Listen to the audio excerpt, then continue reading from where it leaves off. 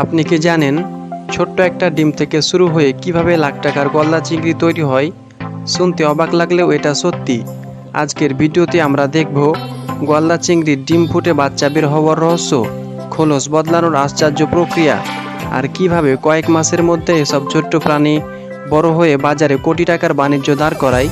এসব জানতে হলে ভিডিওটি না টেনে শেষ পর্যন্ত দেখতে থাকুন। গলদা চিংড়ি চাষের শুরুতেই সবচেয়ে গুরুত্বপূর্ণ ধাপ হলো ভালো মানের ডিম সংগ্রহ করা। বাংলাদেশের বিভিন্ন অঞ্চলের খামারিরা নদী, খালবিল এবং মোহনা নদী থেকে মা গলদা চিংড়ি সংগ্রহ করেন। অনেক উন্নত খামারিরা নিজের পুকুরে মা গলদা চিংড়ি চাষ করেন। মা গলদা চিংড়ি যখন ডিম দেয় তখন পুকুর থেকে ডিম বা ডিমদারি মা গলদা চিংড়ি সংগ্রহ করা হয়। একটি মা গলদা চিংড়ি প্রায় 2 থেকে 3 বার ডিম দিতে পারে। একটি গলদা চিংড়ি প্রায় একবারে 50,000 থেকে 1 লক্ষ ডিম ধারণ করতে পারে। এরপর গলদা চিংড়ির জীবন শুরু হয় ছোট্ট একটা ডিম দিয়ে।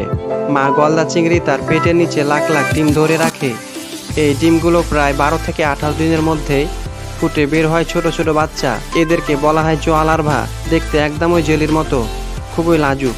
এই নরম বাচ্চাদের প্রথম 25 থেকে 40 দিন বিশেষ হ্যাচারিতে রাখা হয়, যেখানে নিয়ন্ত্রিত পরিবেশে বিভিন্ন প্লাঙ্কটন জাতীয় খাবার খাওয়ানো হয় যেন তারা ধীরে ধীরে বড় হতে থাকে। প্রায় 1 মাস সঠিক পরিচর্যার পর ছোট বাচ্চাগুলো ধীরে ধীরে পোস্ট লার্ভা পর্যায়ে পৌঁছে যায়। এখন তারা আগের তুলনায় অনেক বেশি শক্তপোক্ত ও সক্ষম হয়। এই অবস্থাতেই তারা পুকুরে ছাড়ার জন্য একেবারে উপযুক্ত হয়ে ওঠে, কারণ এখন তাদের শরীর পরিবেশের সাথে খাপ খাইয়ে নিতে পারে। পুকুরে ছাড়ার পর শুরু হয় আসল খামারের যুদ্ধ। গলদা চিংড়িদের প্রতিদিনই দিতে হয় উন্নত মানের খাবার, যেমন শামুকের গুঁড়া, চালের গুঁড়া, মাছের গুঁড়া, এমনকি কাটা শাকসবজিও। খাবার পেলে তারা খুবই দ্রুত আকারে বড় হতে থাকে। এ সময় সবচেয়ে মজার ব্যাপার হলো গলদা চিংড়ি বারবার খোলস পরিবর্তন করতে থাকে। পুরনো খোলস ছেড়ে নতুন খোলস পরে, আর এভাবে তাদের শরীর ধীরে ধীরে বড় হতে থাকে। তবে খোলস বদলানোর সময়টা তারা খুবই দুর্বল থাকে। প্রথম 3 মাসের মাথায় গলদা চিংড়িগুলো বাজারজাত করার জন্য প্রস্তুত হয়ে যায়। তবে কিছু খামারিরা বেশি লাভের আশায় গলদা চিংড়িগুলোকে 8 থেকে 9 মাস পর্যন্ত হ্যাচারিতে যত্ন সহকারে লালন পালন করে। গলদা চিংড়ি সাধারণত 5 থেকে 6 মাসের মধ্যেই মাঝারি আকারের হয়ে ওঠে। এ সময় বাজারে এদের চাহিদা তুলনামূলক বেশি থাকে, কারণ এ সাইজের চিংড়ি ব্যবসায়িক দিক থেকে লাভজনক এবং ক্রেতাদের মাঝেও এর চাহিদা বেশি দেখা যায়। প্রায় 8 থেকে 9 মাসের যত্ন আর পরিচর্যার পর গলদা চিংড়িগুলো বড় হতে থাকে, আর তখনই তাদের আসল রূপ ফুটে ওঠে। অনেক গলদা চিংড়ির ওজন তখন প্রায় 300 গ্রাম থেকে 500 গ্রাম পর্যন্ত পৌঁছে যায়। এই অবস্থাতেই তারা পুরোপুরি খাবার উপযোগী হয়। বড় আকারের গলদা চিংড়ির বাজারে দারুণ চাহিদা থাকে, আর দামও হয় চোখ উঠানোর মতো বেশি। সত্যিকারের লাভ আসে এই বড় আকারের গলদা চিংড়ির থেকে। এরপর শুরু হয় বাজারজাতের পালা। গলদা চিংড়িগুলোকে পাঠানো হয় স্থানীয় বাজারে, বড় মাছের আড়তে, এমনকি দেশের বাইরেও রপ্তানি করা হয়। সবচেয়ে বড় গলদা চিংড়িগুলোকে বিদেশে রপ্তানি করা হলে প্রতি কেজির দাম উঠে প্রায় 1200 টাকা থেকে 2000 টাকা কেজি পর্যন্ত। আর এখানেই খামারিরা লাভের মুখ দেখে। বিশ্বের প্রায় সব দেশে গলদা চিংড়ি চাষ করা হয়, তবে বিশেষ করে চীন, যেখানে সবচেয়ে বেশি গলদা চিংড়ি চাষ করা হয়। এরপর দ্বিতীয় স্থানে রয়েছে বাংলাদেশ। বাংলাদেশে অনেক পরিমাণে গলদা চিংড়ি চাষ করা হয়। এরপর তৃতীয় স্থানে রয়েছে ভারত।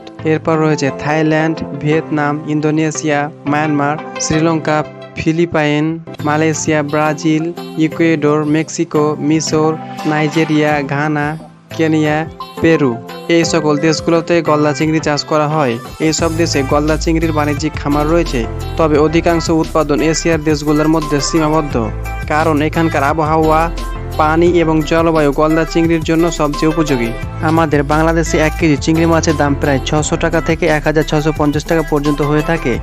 ইউরোপ, জার্মানি, ফ্রান্স এই সকল দেশগুলোতে 1 কেজি চিংড়ি মাছের দাম প্রায় 4950 টাকা থেকে 7700 টাকা পর্যন্ত হয়ে থাকে। চীনে 1 কেজি চিংড়ি মাছের দাম প্রায় 2200 টাকা থেকে 3850 টাকা পর্যন্ত হয়ে থাকে। জাপানে 1 কেজি চিংড়ি মাছের দাম প্রায় 5500 টাকা থেকে 8250 টাকা পর্যন্ত হয়ে থাকে। সংযুক্ত আরব আমিরাত, দুবাই এই সকল দেশগুলোতে 1 কেজি চিংড়ি মাছের দাম প্রায় 2750 টাকা থেকে 4950 টাকা পর্যন্ত হয়ে থাকে। এছাড়াও এক এক দেশে এক এক রকম দাম রয়েছে এই চিংড়ি মাছের। আপনি যদি এমনই সকল ভিডিও দেখতে পছন্দ করেন, তাহলে অবশ্যই চ্যানেলটাকে সাবস্ক্রাইব করে পাশে থাকা বেল আইকনে ক্লিক করুন। তো আজ এ পর্যন্তই। ততক্ষণ পর্যন্ত সবাই ভালো থাকবেন।